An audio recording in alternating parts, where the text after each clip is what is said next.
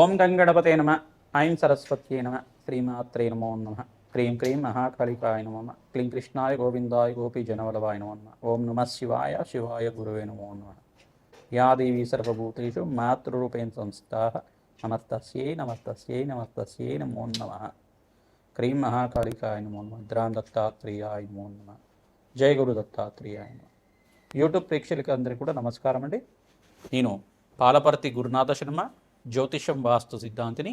మీకంతా కూడా ఈ యొక్క గోచార ఫలితాలంతా కూడా విశ్లేషణ చేయడం జరుగుతుంది. గ్రహాల యొక్క స్థితిగతి, కలయిక, వాటి ప్రభావం అంతా కూడా వివిధ రాశుల వాళ్ళకి, మేషాది ద్వాదశ రాశుల వాళ్ళకి ఎటువంటి ప్రభావం చూపిస్తుంది, వాటి ప్రభావం వల్ల అదృష్టి యోగం ఏ రకంగా వస్తుంది, అష్టైశ్వర ప్రాప్తి ఏ రకంగా వస్తుంది.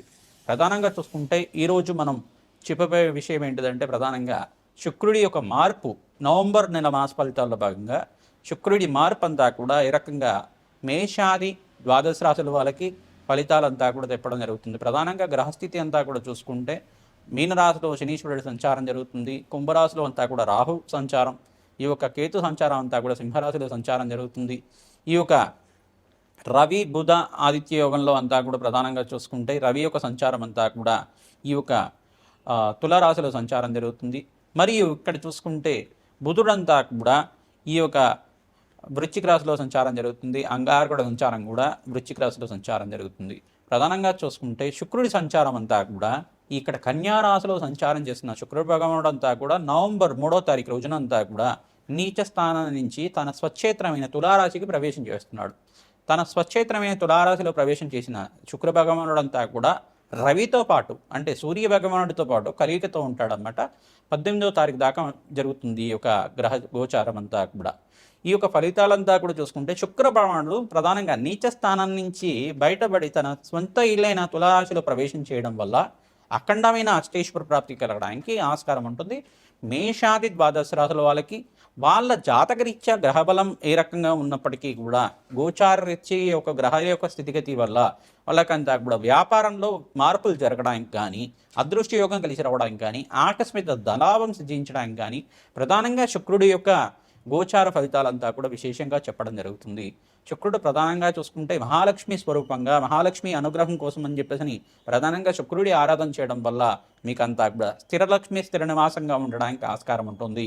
ప్రధానంగా చూసుకుంటే ఎవరి జాతకంలో అంతా కూడా శుక్రభగవానుడు కొంచెం బలహీన పడి ఉంటే కనుక ప్రధానంగా శుక్రభగవానుడు అంతా కూడా యోగకరంగా మీకు ఉండడానికి కారణమవుతుంది. భోగభాగ్యాలకు కారణం, ప్రధానంగా చూసుకుంటే అఖండమైన సుఖ జీవితానికి కారణమవుతుంది. ఈ యొక్క అన్యోన్య దాంపత్యానికి కారణమవుతుంది. శుక్ర భగవానుడు అంతా కూడా ప్రధానంగా వ్యాపారంలో మార్పులు కలగాలన్నా, వ్యాపారంలో మంచి కీర్తి గణించాలన్నా, సంఘంలో గౌరవం పెరగాలన్నా, వ్యాపారాన్ని విస్తారం చేసుకోవాలన్నా, వ్యాపారంలో అష్టైశ్వర్య యోగం రావాలన్నా శుక్ర భగవానుడు కారణమవుతాడు. ప్రధానంగా శుక్ర భగవానుడు అనుగ్రహం వల్ల మీకంతా కూడా అష్టైశ్వర్య యోగం సిద్ధించేయాలి అంటే కనుక ఎటువంటి పరిష్కారం ఆచరించాలి, ఈ యొక్క ఫలితాల్లో అంతా కూడా తెలుసుకోవడం జరుగుతుంది. ప్రధానంగా గ్రహగోచారంలో వివిధ గ్రహాల యొక్క ఫలితాలంతా కూడా చూసుకుంటే ఈ యొక్క గ్రహాల యొక్క స్థితిగతి అంతా కూడా కొన్ని గ్రహాల యొక్క దృష్టి అంతా కూడా శని భగవానుడి దృష్టి అంతా కూడా ధనుసు రాశి మీద పడుతుంది. మరియు ఇక్కడ చూసుకుంటే వృషభ రాశి మీద పడుతుంది. ఈ యొక్క బృహస్పతి సంచారం అంతా కూడా చూసుకుంటే బృహస్పతి సంచారం కర్కాటక రాశిలో ప్రవేశం చేసి డిసెంబర్ 5వ తారీఖు దాకా ఈ యొక్క ఉచ్చస్థానంలో సంచారం జరుగుతుంది. బృహస్పతి సంచారం అంతా కూడా అతిచారంలో సంచారం 48 రోజుల దాకా, అంటే మనకి డిసెంబర్ 5వ తారీఖు దాకా ఈ యొక్క 48 రోజుల దాకా ఈ యొక్క అతిచారంలో సంచారం జరిగిన తర్వాత మళ్ళీ తిరోగమనం జరిగి మిథున రాశిలో ప్రవేశం చేసి జూన్ 14వ తారీఖు దాకా ఉంటారన్నమాట. 2026 జూన్ 14వ తారీఖు దాకా ఉంటారు. ఈ యొక్క మిథున రాశిలో సంచారం అంతా కూడా జరుగుతుంది. మళ్ళీ యథాస్థానానికి మళ్ళీ కర్కాటక రాశికి ప్రవేశం చేసిన బృహస్పతి అంతా కూడా ఈ రకంగా సంచారం జరుగుతూ ఉంటుంది.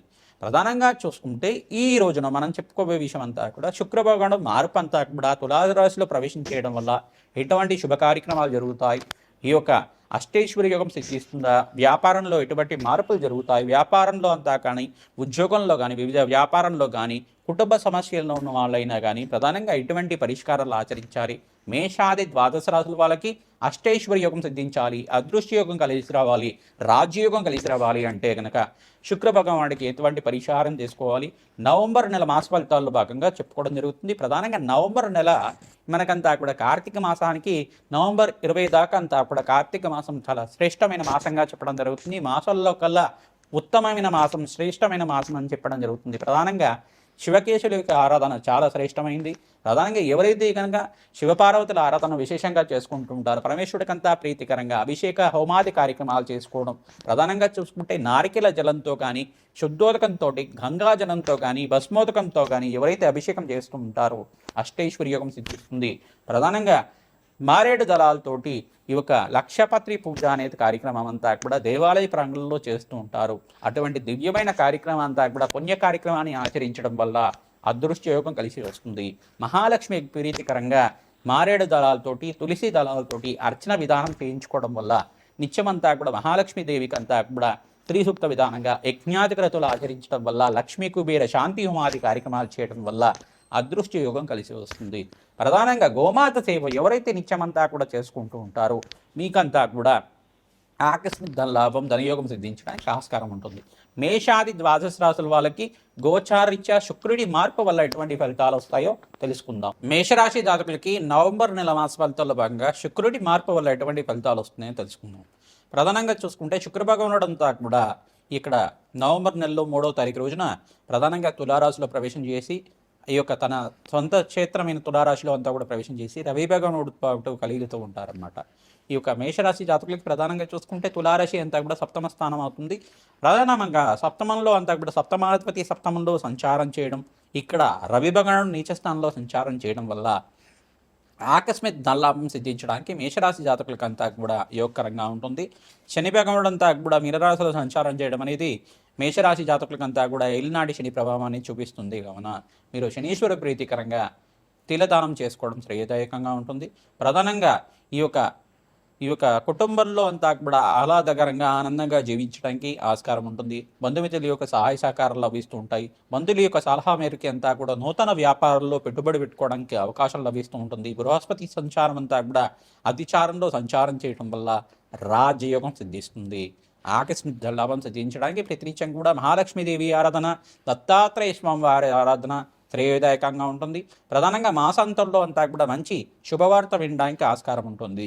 మీరంతా కూడా ప్రతినిత్యం కూడా ఇక్కడ నీచ స్థానంలో సూర్యభగవానుడు సంచారం జరుగుతుంది కావున సూర్య నమస్కారాలంతా కూడా ఆచరించండి. ఓం సూర్యాయ నమః, అర్కాయ నమః, మిత్తరాయ నమః, భానమే నమః, పూషాయ నమః, మార్తాండాయ నమః, ప్రచండ తేజసీ నమః, సవిత్ర సూర్యనారాయణ స్వామిని నమః నీ నామాలతోటి ప్రతినిత్యం కూడా సూర్య నమస్కారాలు ఆచరించడం, ఆ సవిత్ర సూర్యనారాయణ స్వామి వారికి అంతా కూడా అర్ఘ్య ప్రదానం చేయడం, ఈ యొక్క గోధుమలు కానీ గోధుమ పిండి కానీ బ్రాహ్మణోత్తునికి దానం చేయడం వల్ల, దక్షిణ సహితంగా చేయడం వల్ల మహావిష్ణు స్వరూపం ఉన్న బ్రాహ్మణోత్తి యొక్క ఆశీర్వాదం అంతా కూడా మీకు లభిస్తుంది.